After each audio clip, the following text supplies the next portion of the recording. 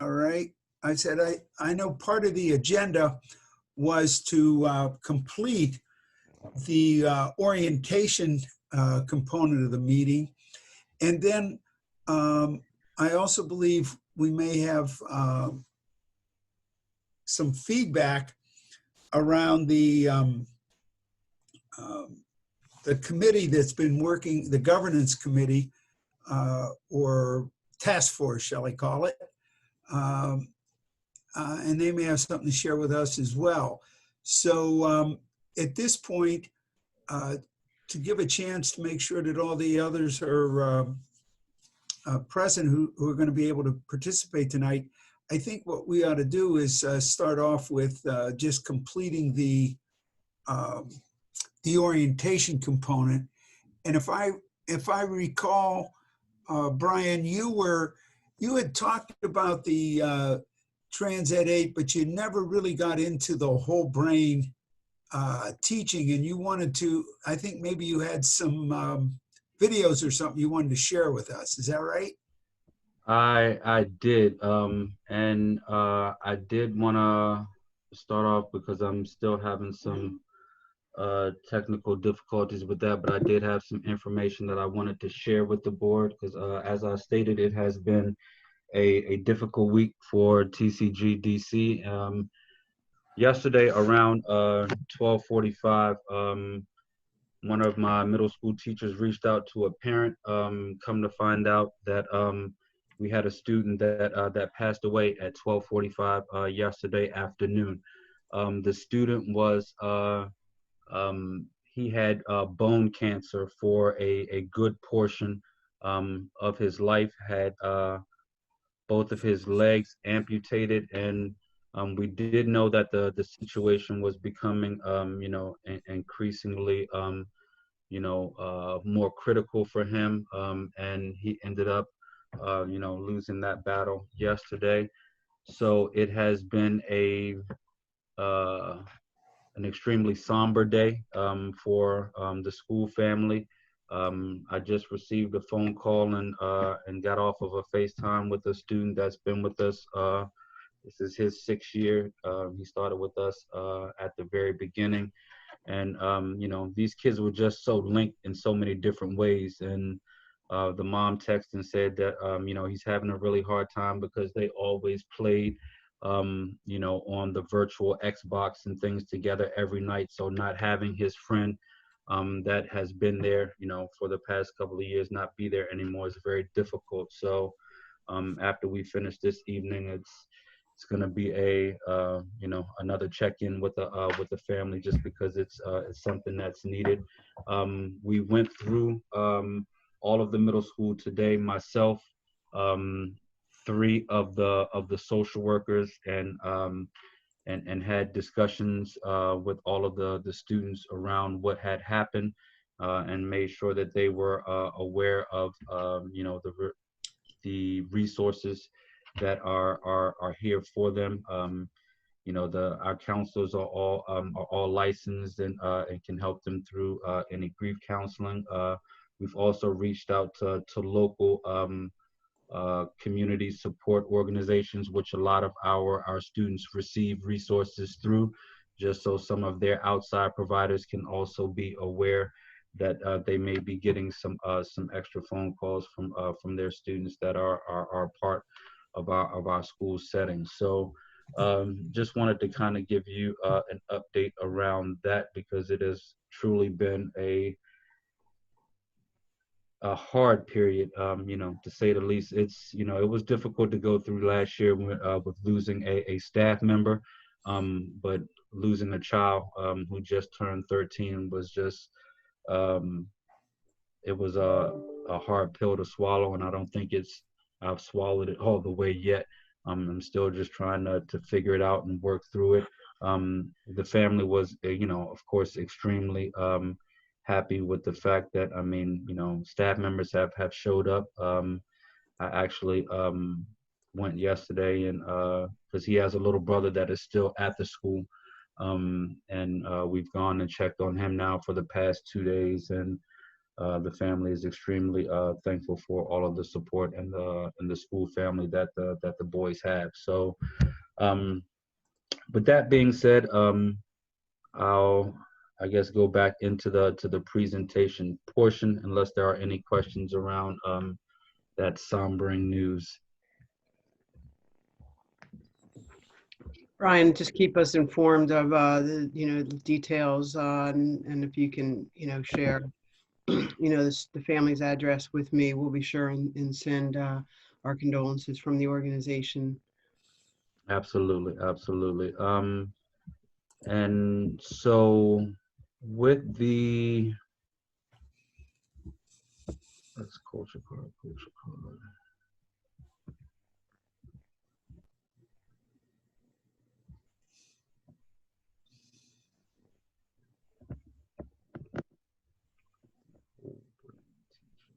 Give me 1 second, guys, and I'll start to share my screen.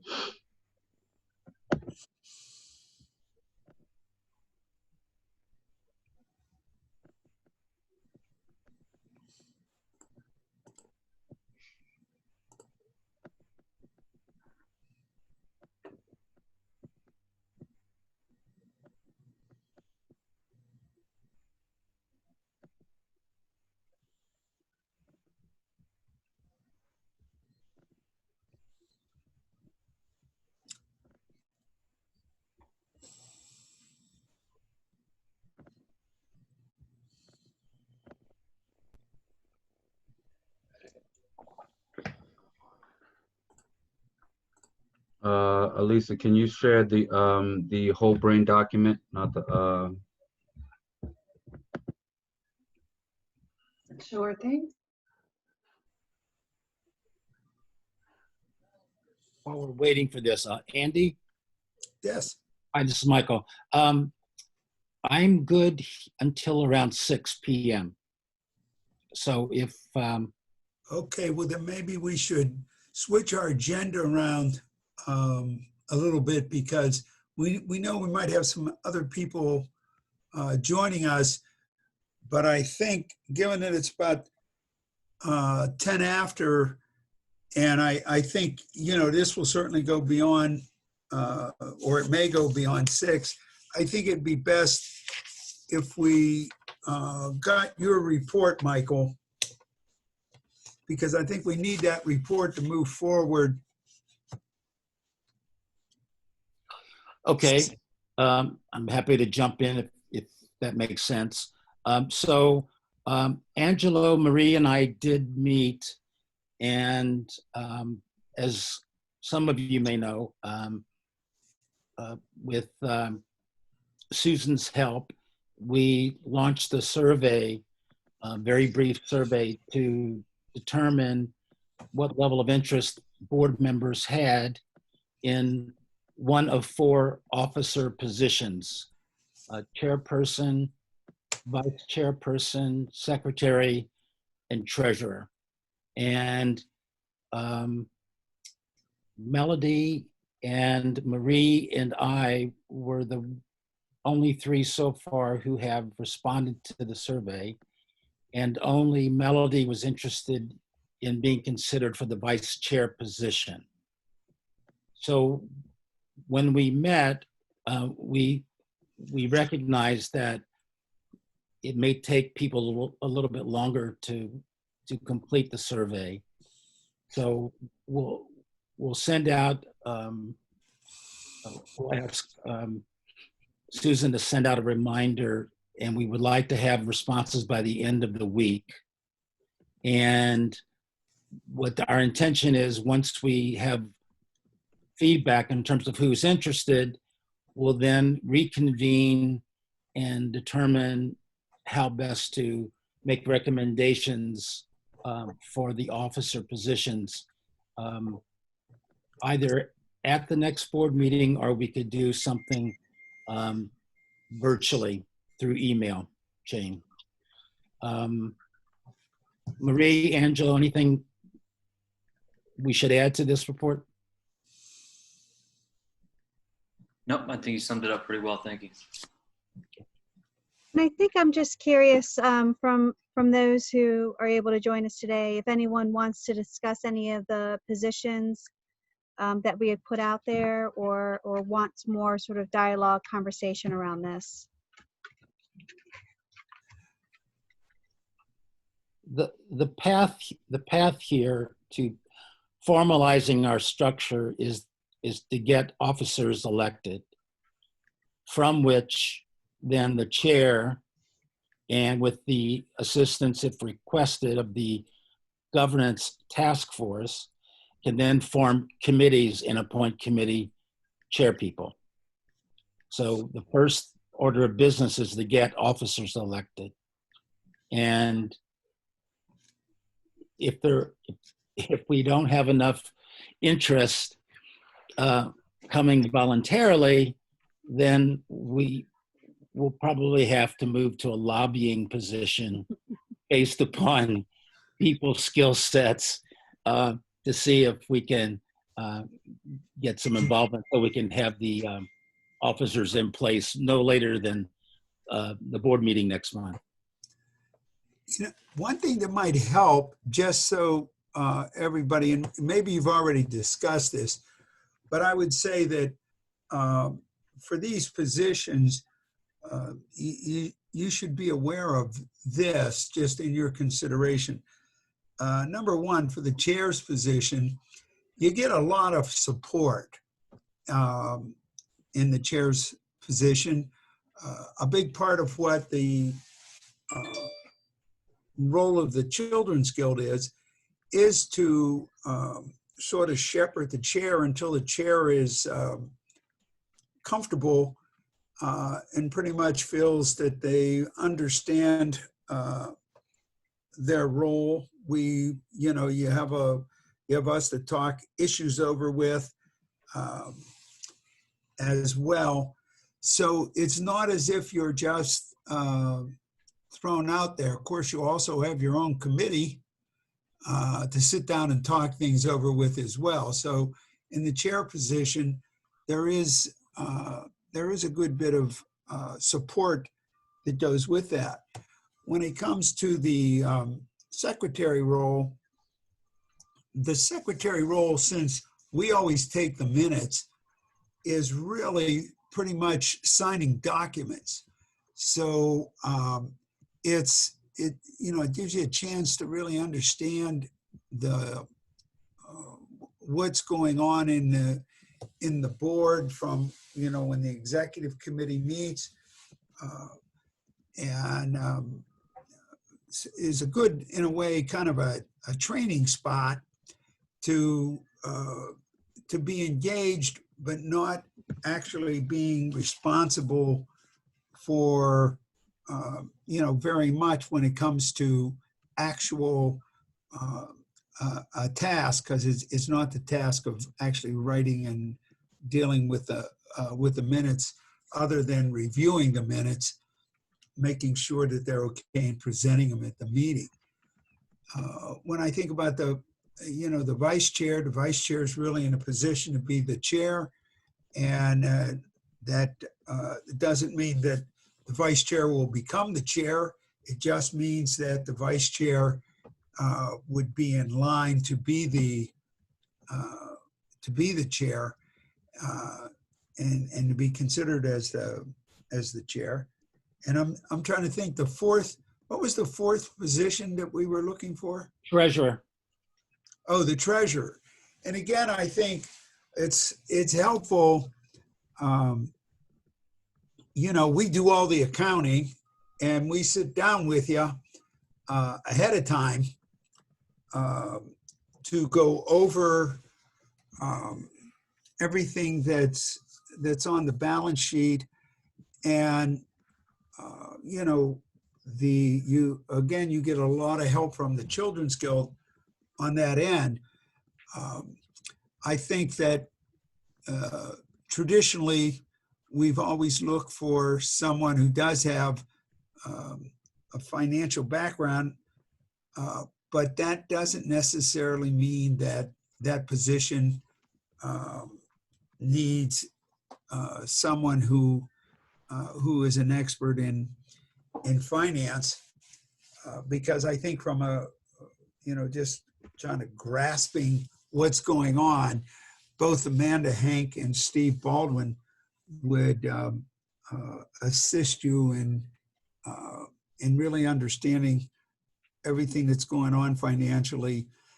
And I think you would understand kind of what your position would be on a variety of the issues that come up. And I think that we've done a good job of trying to find people that have a financial background that serve on the board. So obviously, the finance committee will, will be a support to the head, to the treasurer of the board. So again, there's a lot of checks and balances and supports going on.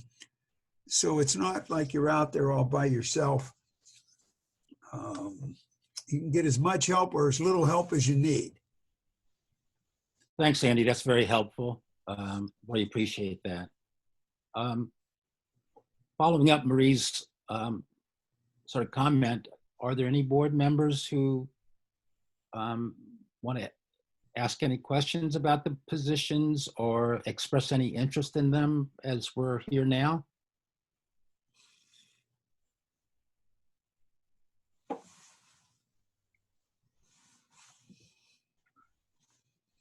So I think, Michael, I would just add, to what you said, to what Andy said, and what we've discussed offline, UI and Angelo, is just the importance of the leadership that is an opportunity for any of us on the board to provide to our DC Charter School here during this critical time in society and frankly in school. So these are very important roles this year especially. So I'm hoping that as everyone evaluates, we think about what we're able to do, and we also think about what we need to do collectively as a board member. And you give volunteering for one of those positions serious consideration. So as you know, I'm newer to the board, so I don't know what has been done in the past, but my understanding is the board chair was the only officer position that had been previously filled. Even though the bylaws does lay out a number of additional board positions, and we picked, Michael, Angelo, and I, we picked the 4 that we communicated out and put through the survey as the ones that we thought that made most sense in moving forward and getting filled, to then give structure and organization to our board, so that we can move forward and be effective, present ourselves as effective with our oversight agency in DC, as well as then maybe act on some of the other things that we talked about in regards to what types of committees might we like to set up, and what challenges do we see now as an organization we are today with our bylaws, and who might be able to get together outside of board meetings and kind of tackle those things. So the positions in and of themselves, I think, at least in how we're contemplating them currently, would not add a substantial additional amount of time over and above the board meeting structure. As Andy mentioned, there is support for that, for those roles. And I think more of the work that we might be doing as a board will come when we break down into separate committees, and we figure out what our focus and strategies of those committees might be, and how we'll work together outside of our board meeting structure to move some of those things forward. But we do need those officers for many reasons, but certainly as a first step in moving forward. That next board meeting is October 12th. So I think, Michael, Angelo, correct me if I'm misspeaking, but I think our hope is that we'll have most everyone, or hopefully everyone, having responded to the survey by this Friday. And Angelo and Michael and I could kind of regroup and look at where folks are raising their hand of showing interest or potential interest, or saying they don't have interest. and then reach out and as board member to board member, just have conversations one-on-one to kind of talk about each of our thoughts on strategy and how we can continue to move this forward. So hopefully, as you see those calls coming through, you'll know that we're just an interim, very volunteer, very unofficial, sort of task force to help move us all forward and with this first step in structure. And you'll participate or volunteer your leadership if possible to be considered for one of those positions. So I'm going to thank everyone in advance for their enthusiasm in doing so. I see Angelo smiling and Michael, and I'm sure a few of you are smiling that don't have your cameras on, hopefully. and Andy, thank you for giving us a little time on the agenda to update and share the little bit of work we've been doing outside to help move this forward. And I hope you just don't think this is just my just throwing out encouragement without, and not being truthful about it. First of all, I think it's a great opportunity too, because it's challenging, it's interesting. You'll be presented with issues and problem solving, and I think it really makes your board service very interesting. And I think that the reason, obviously, that we're in this current situation is because we've had so many people turn over at the board at the same time. But in reality, I think this is really, really something that will be stimulating, intellectually stimulating, and pretty rewarding, because you will see the difference that you make as a board.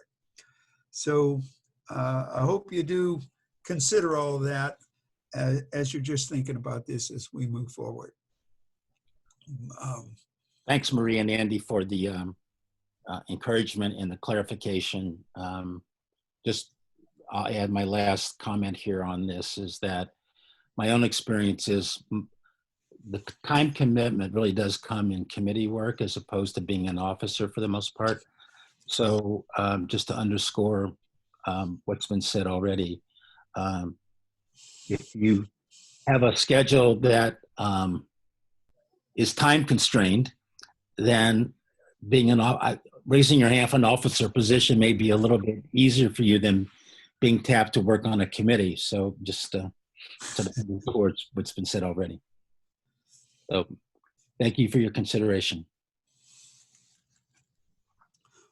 Well, Brian, would you like to sort of move forward again here with, I think you were about ready to talk about whole brain teaching, is that right? Yes, sir. Let's do it. Before Michael leaves, can we actually take a minute to review and approve the minutes? All right. Not a bad idea. That's true. If we have a quorum, we don't want to lose it. Thank you, Alicia. Yeah, go ahead. Would somebody like to make a motion about the minutes for approval? I move. Michael does. Is there a second? Seema? Thank you. Any discussion on the minutes? Hearing none, ready for a vote. All in favor, say aye. Aye. Aye. Aye. Aye. Any opposed? Okay, minutes passed. You have two sets of minutes, is that right? Yes, we have August 4th and August 31st. Okay, we will now take August 31st. Is there a motion to approve the August 31st minutes? So moved. Thank you, Michael. Second? I can second. Thank you, Seema. Seema's the second. Is there any discussion about those minutes? Hearing none, we're ready to vote. All in favor, raise your hand. Okay, motion passed. Thank you. Thank you. Brian? Lisa, can you go ahead and pull up the WBT doc again? I appreciate it. All right, everyone. So whole brain teaching. So which we affectionately call WBT. Whole brain teaching. It really is aligned with who we are as an organization and along with our organizational philosophy. And that WBT is just that. It's just a philosophy of teaching and learning that's able to activate not just the kid's brain, but also the instructor's brain. And we as the adults have to make a conscious effort around giving kids multimodal directions and information, so that in hopes that they will be able to retain as much information as they possibly can. And so as whole brain teaching has been moving across the country, we have been in a really good position to work with the company directly, go to several trainings, have them come to our organization and actually hold their national conference here last year. That also made some local news stations. So we have been a good conduit and a good practitioner for the whole brain teaching reform movement that has been going on. As we have continued to move in the direction of what it is that we're doing for our instructional purposes and making sure that we're able to meet all of the kids where they are from a behavioral, a social, emotional, and an instructional standpoint. This whole brain teaching has really helped our teachers to remain focused on the things that are vital to kids. And a lot of the times, teachers can get to a point where they start to create their instructional practices and their lesson plans based on the way that they operate best. And this whole brain teaching philosophy really takes the kids into consideration and creates avenues in which teachers have to remember that the way in which they deliver the information has to remain engaging, it has to remain exciting, and there has to be movement and repetition that's involved for the kids. So Lisa, if I could have the ability to share my screen, I'm going to share a couple of videos with the team just on some of the things that we do around here. As whole brain teaching is the cornerstone, not just of our school environment. It's how it is that we operate in a world of norms and not rules. So the Children's Guild DC Public Charter School has 5 norms that we operate in. So we're trying to make our school as positive as we can possibly make it. So we're not looking for teachers to correct kids by telling them what it is they're doing wrong and no, you shouldn't do that, and no, you shouldn't do that. Their reminder or their checks and balances is based in giving them directions or identifying a norm, so that they can focus on what it is that they are supposed to be doing. So let me share this.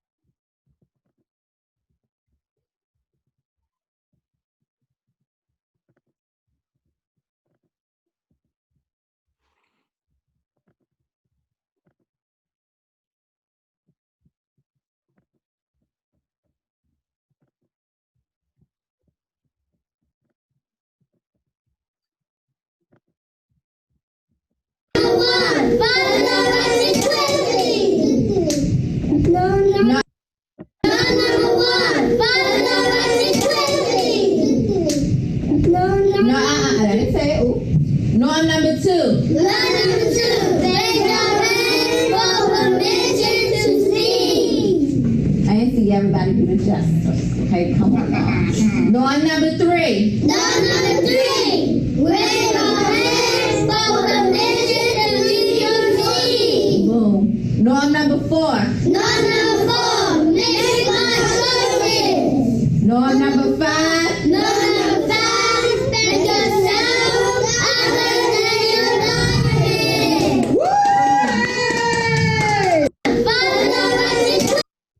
that is just a quick video of our kindergarten group.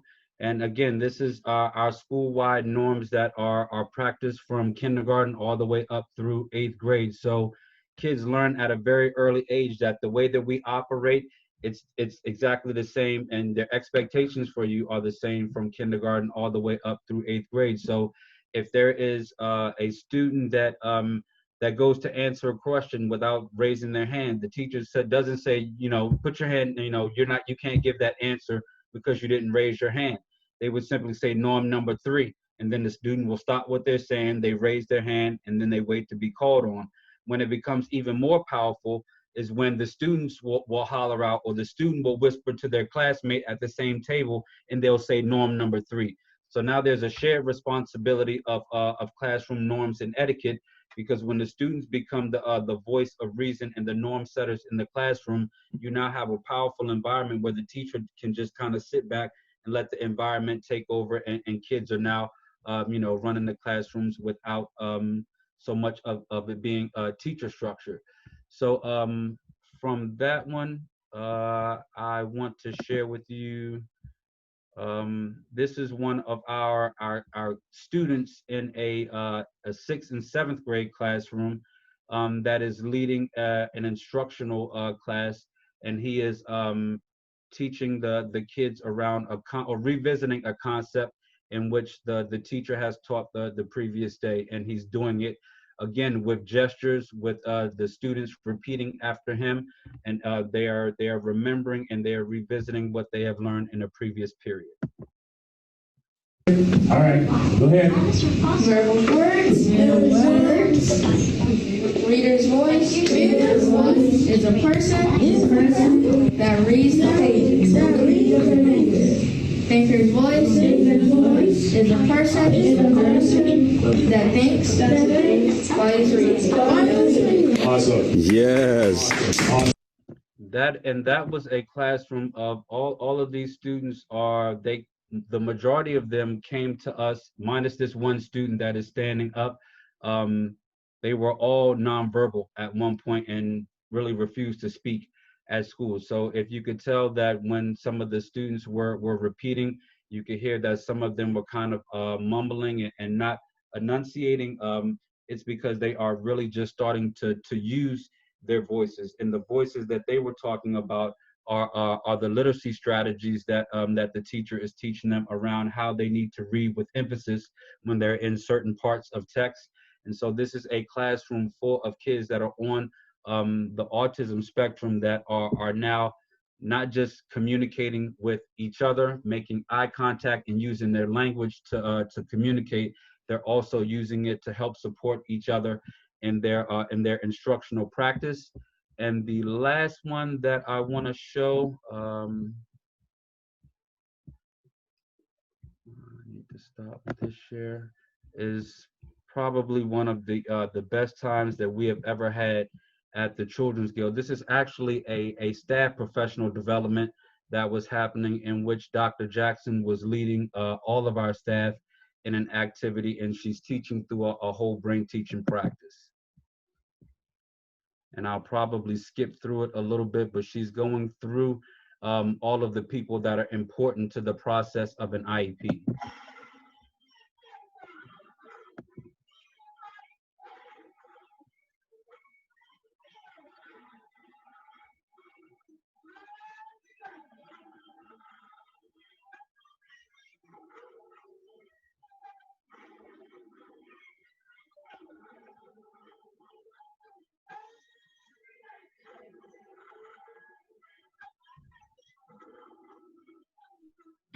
Brian, we can't see it.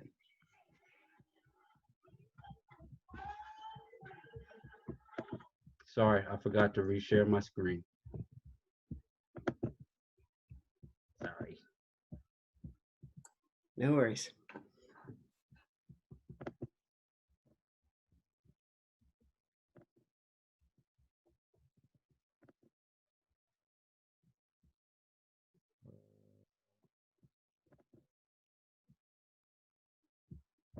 Oh no. I cannot find it. Oh, there it is.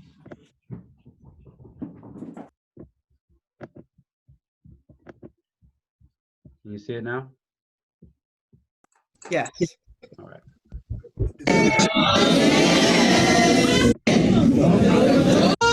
Together. The fourth person. They're really important. They're our general educators. They put it all together. You teach.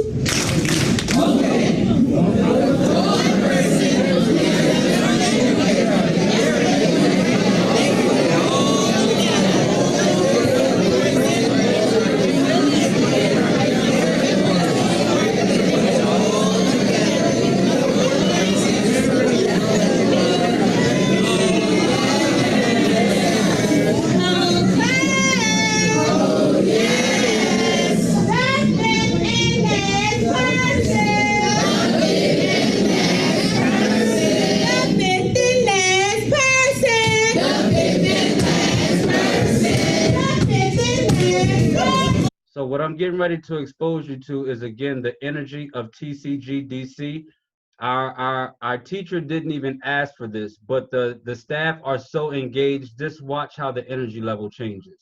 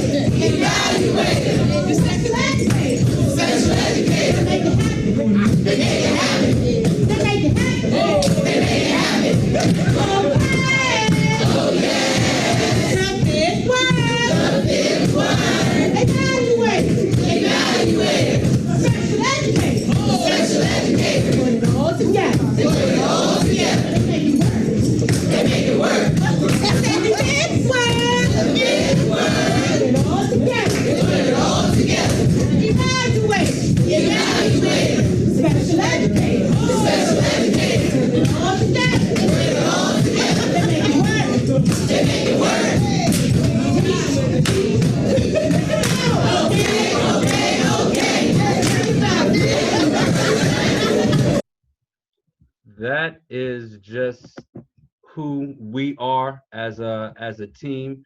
That's who we are as a family, and that's how whole brain teaching can make a couple of words that, you know, are very important be even more engaging, not just for students but for adults.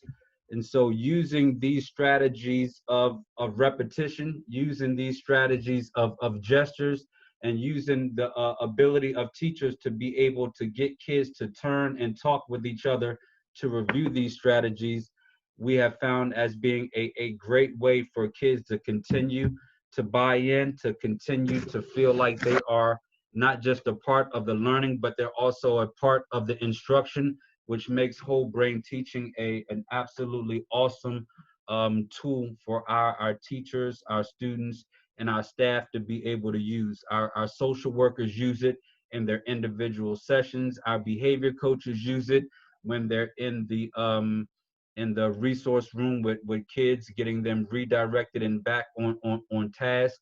And I'm sure some of our parents have also used it at home. You know, Miss Giles and Miss Clark have been a part of the family, and there's just time I know when I've been at home and I've said class, and I'm like, wait a minute, these aren't my kids at school, and I'm just trying to get my kids at home's attention, and they will respond just because they're used to hearing us. So that, in a nutshell, is WBT, because that is from a Transed philosophy, us just making sure that we are integrating the best and the most common brain-based research and information is just a way for us to make sure that we are completely engaging our kids. Before we go on to anything else, I just wanted to, again, just to give a shout out to the board. Again, even former board members. So I got a call today from one of our former board members that works down at the for the Washington Wizards, Mr. John Ferguson, and he bought by these care packages for some of the kids, and inside of the care package. I mean, he said, Mr. Daniels, it's not a lot. I said, but John, it doesn't really matter. It's a John Wall face mask that the kids will be able to wear. There's a T-shirt. There's some John Wall hand sanitizer, a little wristlet. So again, these are the type of things in these times that we'll be able, and we're starting to, and he had no idea, but starting tomorrow, we're doing our parent pickup. So they're getting ready to start doing their drive-bys to come and pick up their backpacks with their school supplies in them, because we finally got everything delivered and in. So we'll be able to also give out some of these cool things to the parents that come and show up first. So again, the engagement that that we have had with our board members just continues to go on. So I know he's not here, but just wanted to give a shout out to board members for just continued support around making sure that our kids just have access to as much as we possibly can. Dr. Ross, did you want me to get into arts integration or anything else this evening?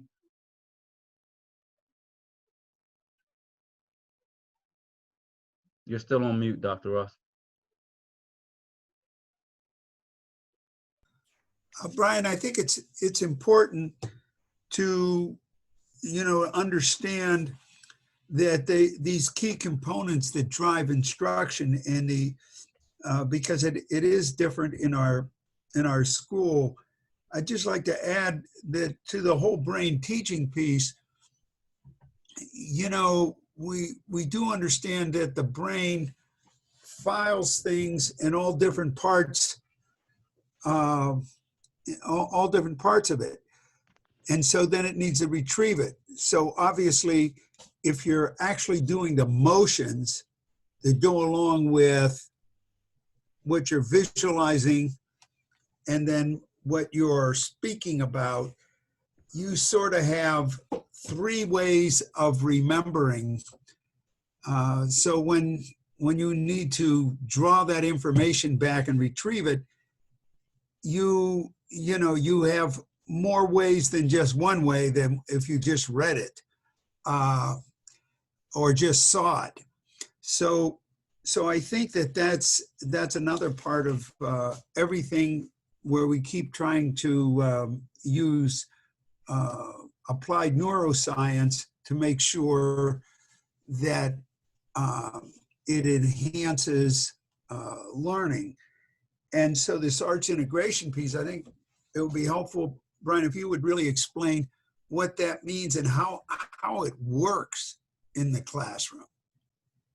So to piggyback on what Dr. Ross just said, I am a parent of a student that had a severe processing delay when he first started school, and I wish I had the foresight or the ability to have gotten into this whole brain teaching before, because he, along with a lot of the kids that come to school here, when they get here, they have one huge file cabinet that they just dump all of the information into, but there are no file folders. There's no way for them to organize their thoughts. And what whole brain teaching and what integrated arts does for kids is it helps with the filing system. Sometimes they end up creating multiple file cabinets that's for their auditory processing, file cabinets that's for their visual learning, and file cabinets that's for their kinesthetic movement. There are some kids that are even more advanced that they will leave it all in one file cabinet, but they will end up color coding each one of the ways in which they learn inside of their file cabinet, so they still have multiple ways to retrieve that information, which is why it's very important for us to come up with these multimodal ways of teaching, because each one of our kids' brains is very different, and the way that they store information is going to be very different.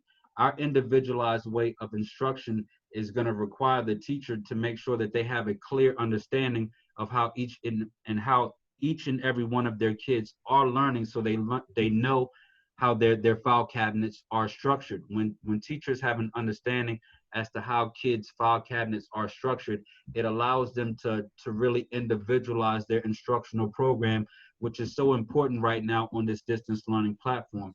When we have meetings inside of our PLCs and we're talking about individual kids, we create breakout sessions inside of classrooms on the distance learning platform, whether it be in the Google Meet room, whether it be in their Zoom meeting rooms, that allows kids that learn in the same format to be structured in the same Google platform. You want to create all of these type of connections so that all of the kids are able to have similar discussions, similar dialogue, and you're using their best learning practice to be able to stimulate that dialogue or to help them remember what it is that they're working on. Now, as we integrate the arts into the classroom, which is the ultimate goal of what it is that we want to do with the Children's Guild DC Public Charter School, is we want to create a separate brand for ourselves. Right now, TCG DC is known as a SPED school in the District of Columbia. Right now, we are receiving referrals from other schools because other schools know that we are able to manage an extreme amount of disabilities across the continuum. And when they are unable to meet kids' needs, they make referrals here. Even when we have advocacy agencies, we have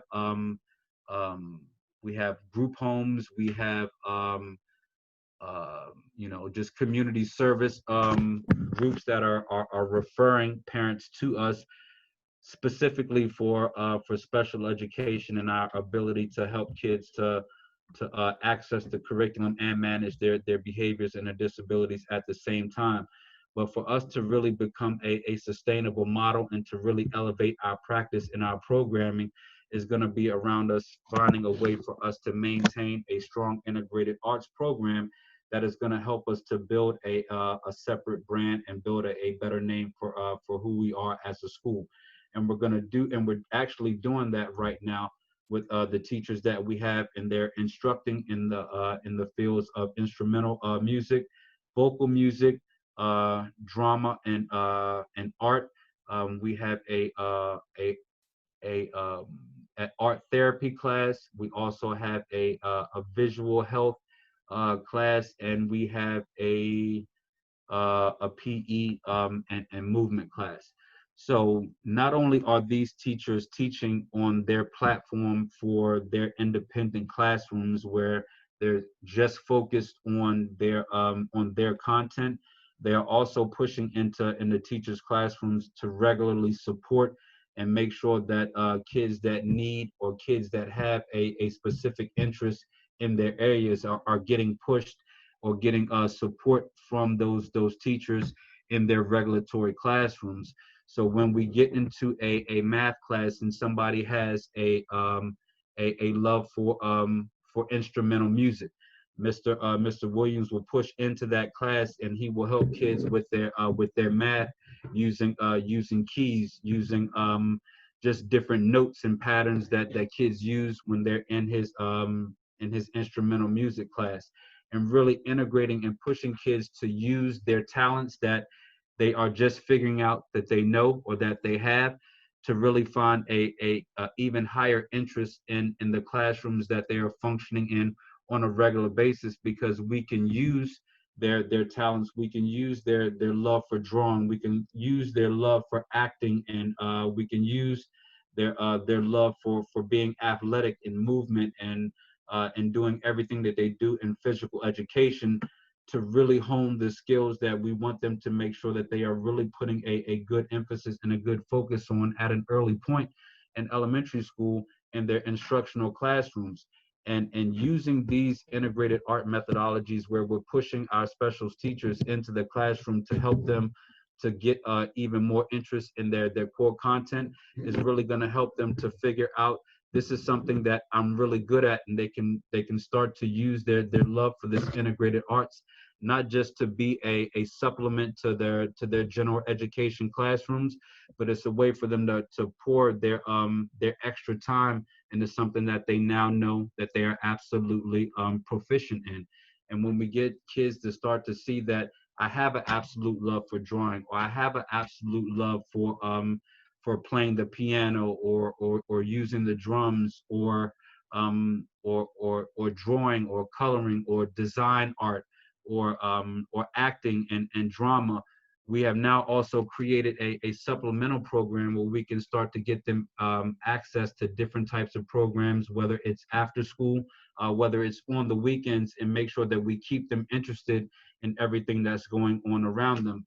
So my ultimate goal here is to really figure out how we can really utilize the skill set that we have on our staff right now to continue to build our integrated arts program here at the Children's Guild DC, and infuse it into the daily classrooms to potentially build a brand that's going to allow us to make connections with schools like Duke Ellington that have a phenomenal integrated arts program, and kids will start to have a body of work around whatever it is that their love is in the arts, that they will be able to start to apply for early entry and go to workshops and things that are being offered at schools like Duke Ellington that cater to these kids' abilities, and to really keep them focused on a skill set that is going to allow them to believe, to achieve at a much different rate that they have in the past, because they're so used to being, it being focused on what they haven't been able to do. Now that we see what it is that they are able to do, and we're using it to really catapult their interest in their core content areas, we hope that it will end up being a strong pipeline for a lot of our kids into a strong secondary program like a Duke Ellington or any other performing arts school, and also start to elevate their thinking around what it is that they want to do after high school, and not just be focused on getting through high school. We really want to start to develop a long-term plan for these kids, and finding out what their love, their passions are, and really starting to cater to them in elementary school and in middle school. We feel like will be a definite help to our community, and will strengthen our instructional program even stronger than it is right now. So that's really our push, our goal, and our hope for the integration of the arts into the program. Any question around integrated arts?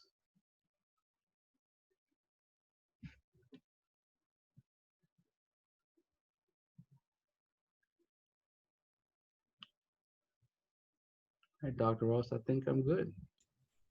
Yeah, I think what this does is it starts laying the groundwork for really what the work of the board is, because right here are big questions that we really need to somehow spend a little time discuss. What is, what's unique about this school? So on the one hand, there are certain parts that, if you had to answer that question now as a board member, what would you say? What really comes to mind? What is unique about this school? So I think that's sort of one thing. Would anybody, just from what you've known so far, and I'm not sure if have you all even toured the school? Who has toured the school? So there was, Andy, there was a virtual tour that Brian, I think you had shared with us one of the more recent meetings. But for myself, that's the only tour that I've done, just the virtual tour. So one of the things that I can share the virtual. All right, so in a way, well, I guess the reason I bring it up is I'm just saying, when you're thinking about what's unique.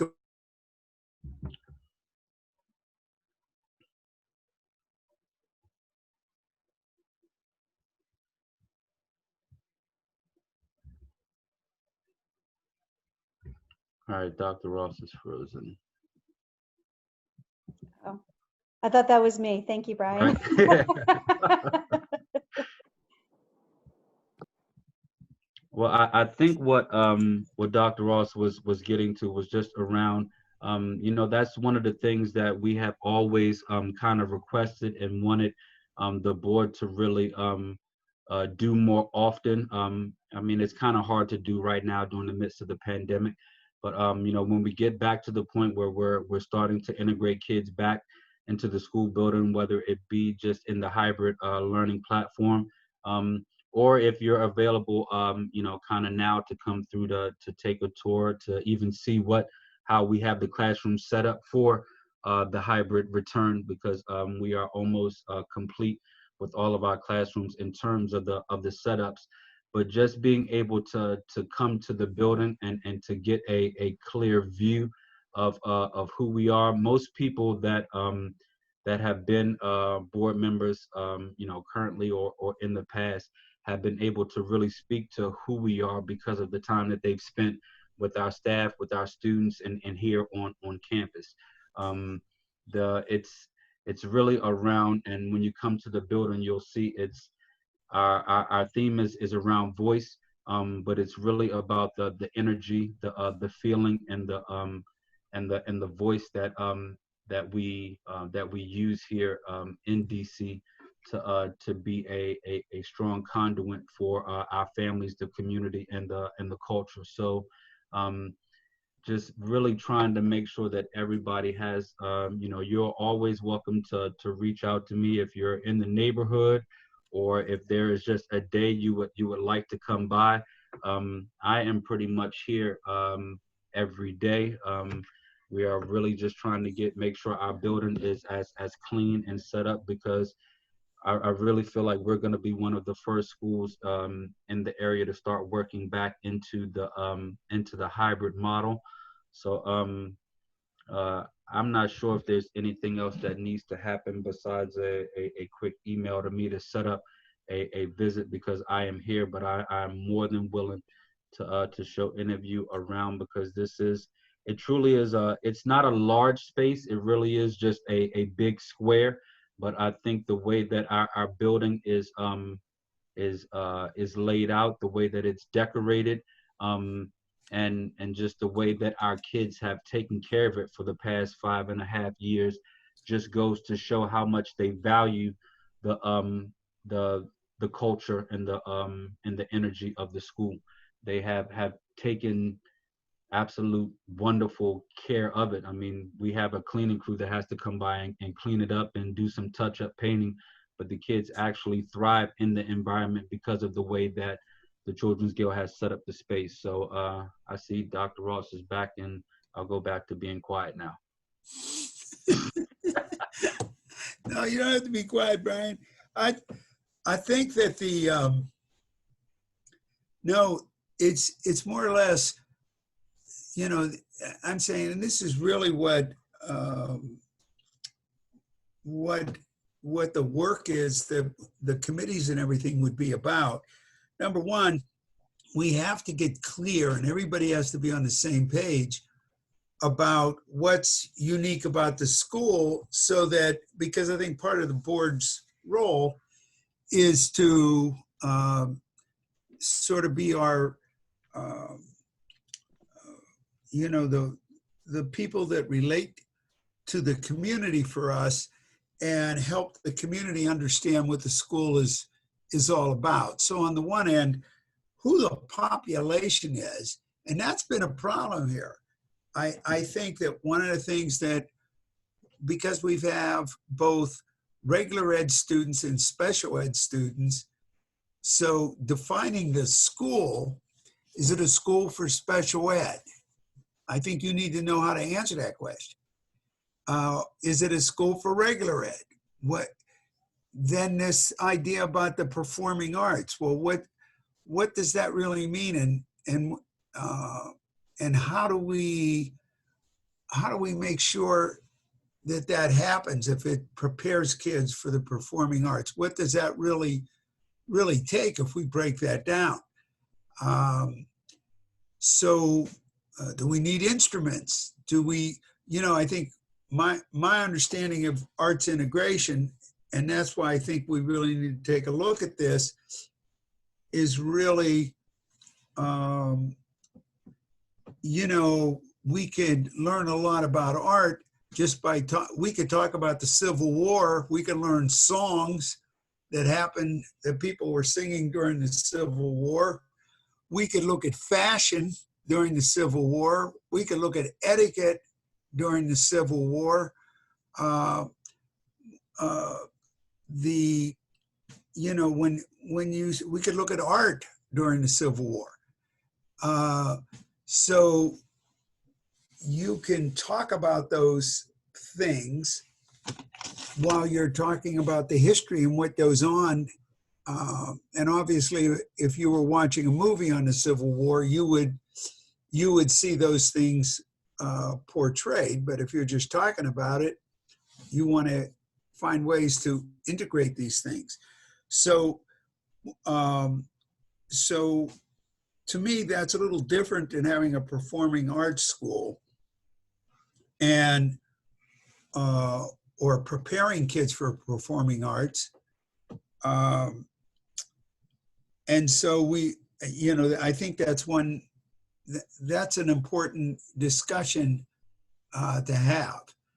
I think another part of this is I'm wondering about Melody and Cleo, sort of helping us out with this when it comes to parents. I think one of the hard parts about this is parent engagement in our population. What do we mean by parent engagement? What's our vision of parent engagement? What's the parents' vision of engagement? And when it comes to this school, what makes sense given their time, or maybe if they have a special needs kid, how much extra time does that take? And if they're also working, and are they a single parent? So I don't know, when you think about, Melody, you were in, I forget the name of the other school that you were part of, but from your perspective, is there more or less parent engagement here? And if so, why? Well, can you hear me? Yeah, I can. Okay. Yeah. Okay. I just wanted to make sure you can hear me good. So as far as my previous school, I would say that the parent engagement was somewhat about the same here as it was there.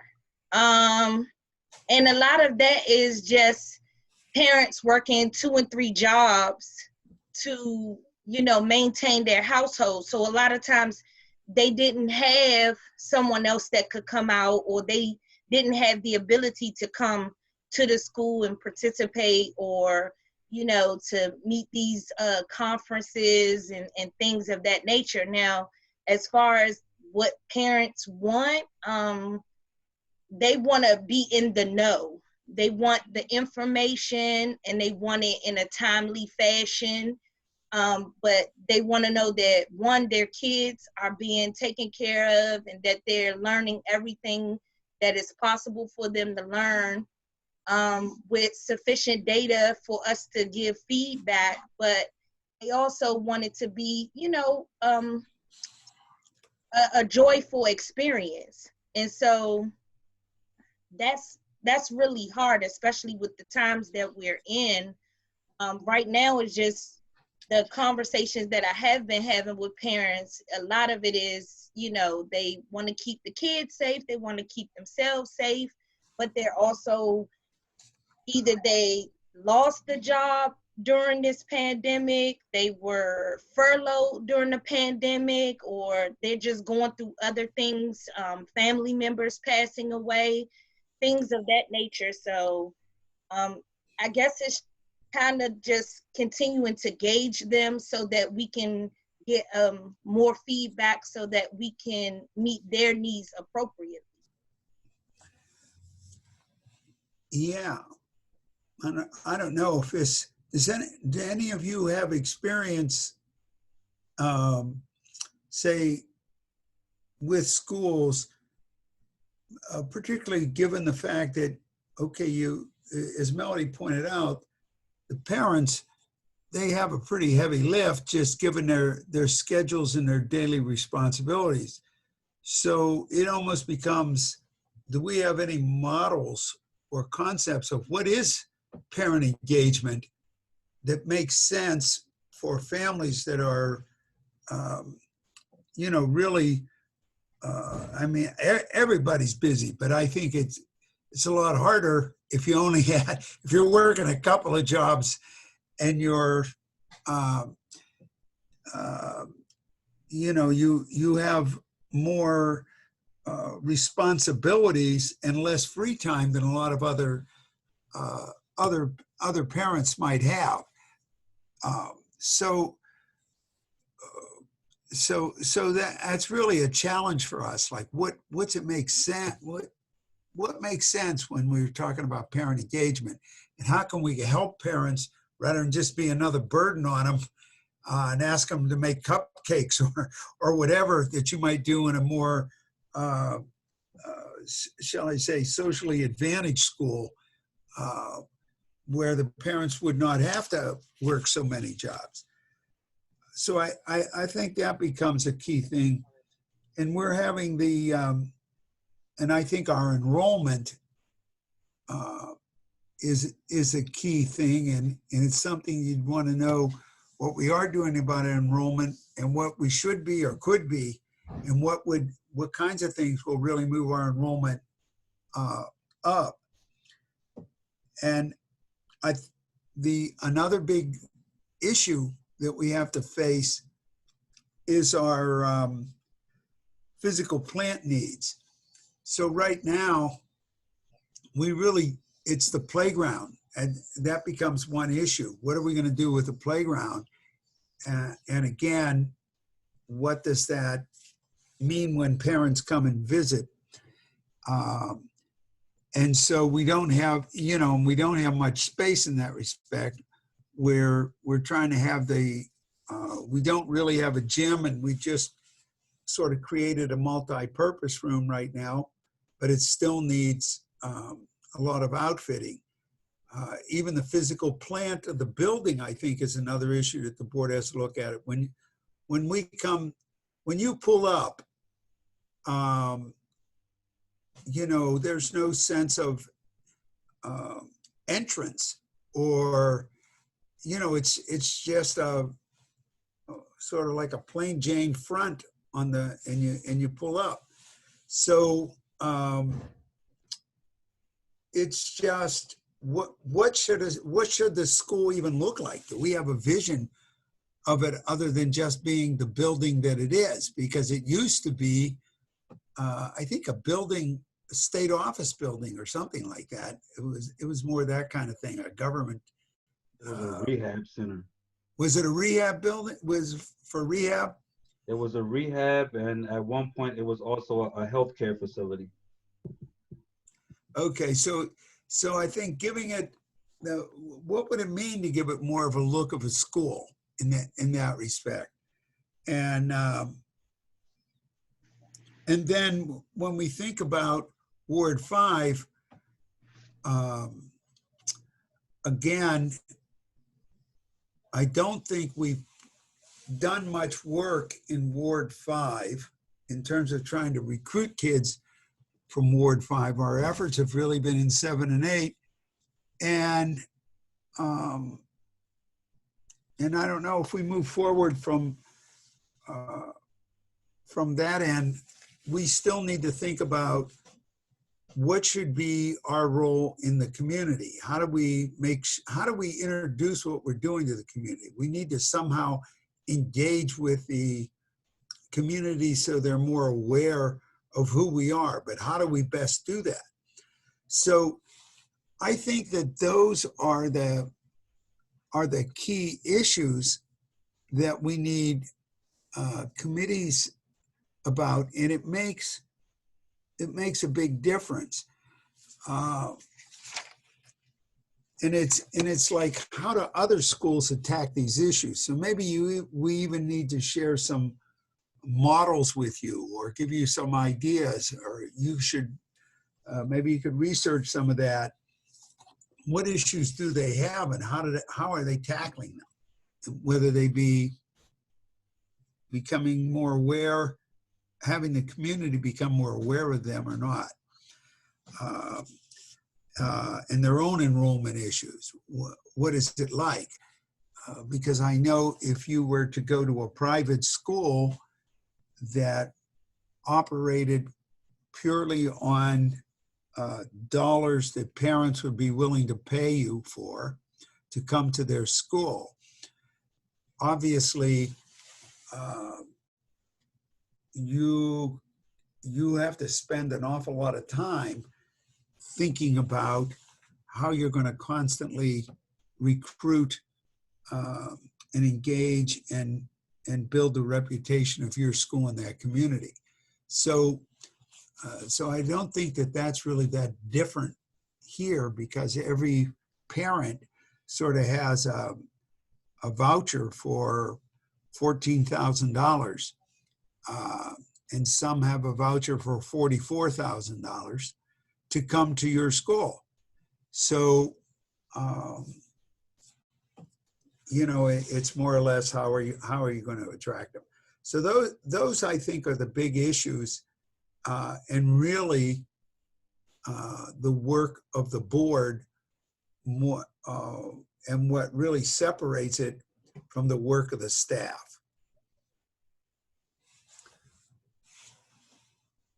And I think this is hard to do remotely. It is for me. Maybe this is what teachers have to deal with when it comes to distance learning. How do we somehow engage all of you in these discussions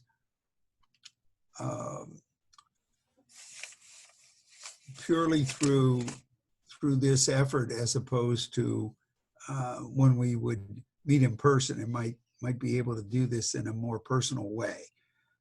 We have, you know, obviously this is much more challenging.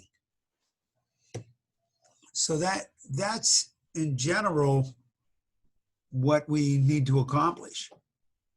And that, I guess we really can't do that until we start establishing the committees to begin the discussions on those things, as well as the discussions on bylaw review.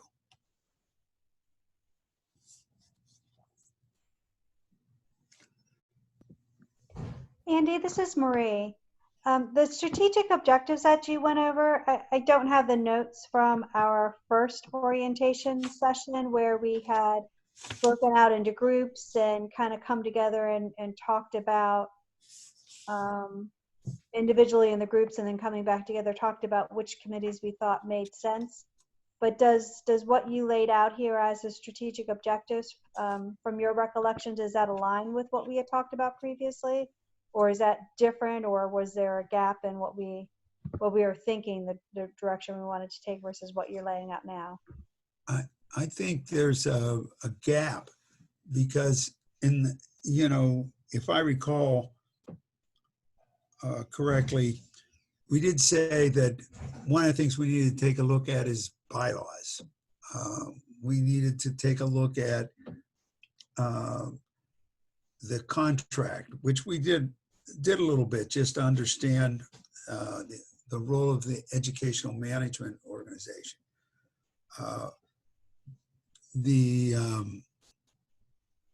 There were, when it comes to I guess the work of the staff, I think that becomes pretty clear. But we have the same issues that we're trying to deal with the school. We want to make sure that the board's engaged and you're not just receiving reports. So I think that I'm raising these issues as what I would consider truly the board's work. But I don't believe we ever discussed those issues when we were much more functional in terms of just operating procedure in process as to how the board can operate. So I would say these are different.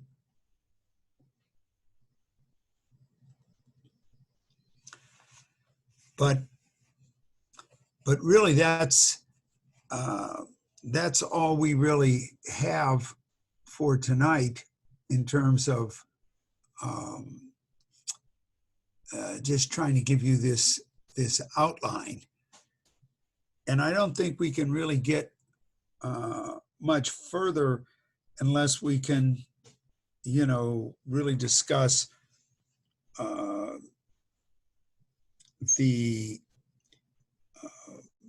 I think we need more information and design to effectively adjust these issues and to really come up with the questions that that can help you, because I think it's almost like you got to start feeling this or understanding more about the everyday life of the school and how these things are affected or impacted, and what we could do about them.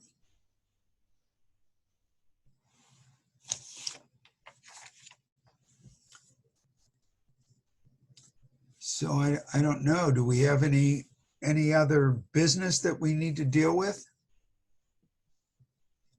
Andy, the only thing I wanted to just mention was, looking in the chat, when I had mentioned that our next board meeting was on October 12th, which I think Kathy confirmed. Someone had highlighted, I think maybe Tiffany, that that's Columbus Day. And I'm not sure if that was a concern for anyone or not, but I did just want to mention that that came up as a discussion in the chat box.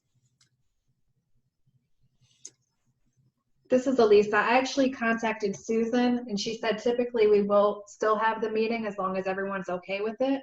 If anyone is opposed, then if you could just shoot me or Susan an email, we will look into some rescheduling options. Or you can just put your preference in the chat right now and we can know where everybody stands.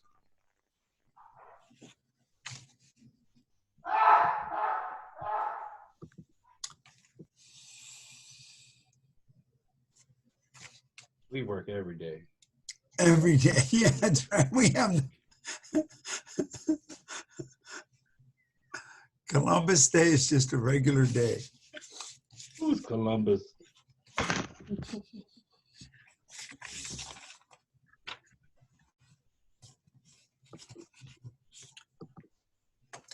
Well, I don't know.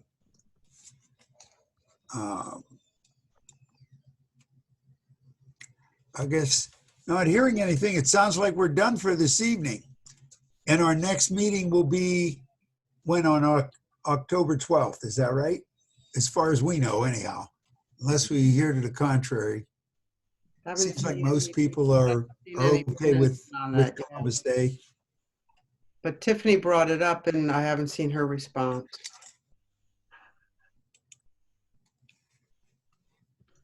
I don't think she's on the call anymore. She's gone. Well, for those of us still here, it looks like it's good for us. Well, for anybody that is still here, I threw my my email in the chat, and if you have some time to swing by just to get a look at the school, please do so. Of course, please make sure you bring your mask. We are a COVID clean environment. Just had the school COVID clean last Friday, and we're keeping our you know, just the staffing down to a minimum in the building so we can make sure we keep it this way. This week we are having, like I said, Wednesday, Thursday, and Friday are our ride-by backpack pickups for our families. Thursday is our virtual back to school night. So those are the activities that are on the horizon for us. And at your convenience, please don't hesitate to shoot me an email and we can set a time.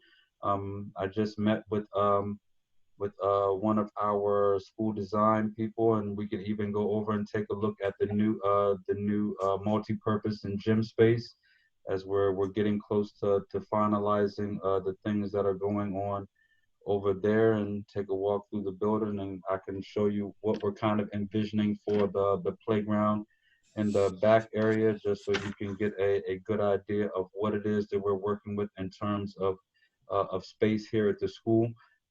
We also share, or we're able to use the facility next door to us. We have a really good relationship with the Eritrean Community Center, where our staff park on their rooftop parking lot, and we use their conference center when we are ready to have large activities like our whiz play or graduations or the school prom. So would like to just kind of give you all an overview when you have time to come on through to get a better understanding of who TCGDC is from the inside out. So please just reach out. Brian, the one thing, because of the playground, what I believe that what the board wanted, and that might be one of our first I guess we need to have a bit of a vision for when we're going to make that decision. I think the idea was to understand, well, okay, just like any responsible person, what are the things that we need to do with our money, and where are we right now? Like, where are we in enrollment? Where are we in terms of the cash that we have available? What's the importance of the playground in relationship to other projects that we may feel a need for? And I'm not sure if those other projects are really completing the environment in the building, the exterior of the building. I don't know if we have any equipment needs, but it's, this is all capital kinds of things. So what does the school need? What will it take to outfit the multi-purpose room for use? So I think those would be the kinds of things that we need to prepare to be able to discuss this. And maybe we would even want the playground people to come out. But I think this is, and this also has a big part of this decision is, when are the kids going to come back to school? And I don't think we really, we don't have our own target for that, right? I mean, this is something that will be determined largely by the city of Washington, D.C., the district. Yeah, well, we have a little bit of say so. I mean, in terms of making our own decisions, but again, we have to pay close attention to what's going on around us, and how other schools are moving and operating, and of course how things are going to go as we start to move in towards this flu season, to make sure that we're making just informed decisions, and we're not opening ourselves up to any risk of creating a hot spot or a hot zone in DC. So when we do open our doors to kids, we're just going to do it slowly but surely, just to make sure, I mean, on a very small scale, to make sure that we're meeting some of the specific needs. But I'm sure, Kathy and I will discuss and make determinations around a larger opening based on what's in the best interest of the kids, and how the data is trending in the District of Columbia. Okay. But I think to kind of, close you out, Andy, is I guess what we will do, and it kind of goes to what Michael brought up a couple of weeks ago, around just making sure we create our target list of things that we want to have as a priority, and just kind of have those things laid out, so we'll know. I mean, whether it's kids or no kids, these are the things that we feel like are going to be beneficial to us being able to to carry the mission, move the mission of what it is that we want to do with the integrated arts, and changing you know, the brand, but also making sure that our environment is stimulating enough and has the right equipment involved, so that we can gain the most interest from as many different parent groups as we possibly can, which is, you know, kind of why we have to weigh all of these things against one another. Because you know how I feel about the front of the building. If we create it so that it looks like a school, that's going to catch people's eye from Bladensburg Road. But at the same time, once we get their eyes and we want to move towards you know, recreating a much stronger early childhood program, we're going to need a playground for parents to be able to see that their kids have access to. So, you know, there's pros and cons to all of it, and we just kind of have to sit down and weigh what those are and make some really informed decisions before we move forward. Okay. Well, it sounds like we've kind of reached the end of our meeting. And if there's a motion for adjournment, So moved. is there a second? Second. All right. Well, I guess you could vote with your feet or with your clicker. Good night, Well, all. We'll see you on 12th.